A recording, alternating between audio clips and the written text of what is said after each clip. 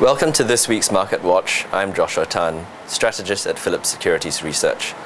Though we have seen the STI reject off the major resistance of 3,200, research is of the opinion that recent weakness is temporary, as the STI is in a secular positive trend, being well rooted in Asia's growth.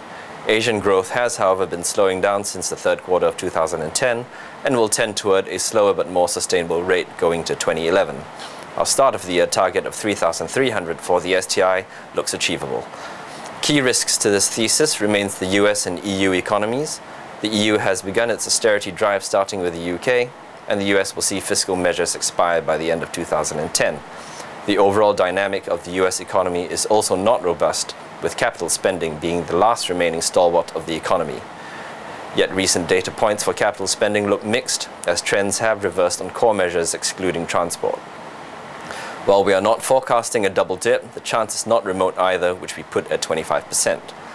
Thus, our overall take on the STI is positive on four themes.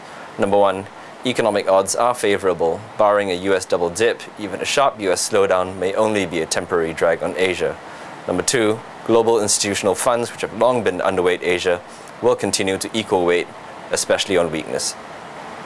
Three, S&P 500 earnings continue to beat expectations, and US equity is cheap relative to treasuries, so what's good for the S&P 500 is good for the STI. And lastly, four, the STI at 13 times PE is not expensive historically and is cheap compared with other Asian peers.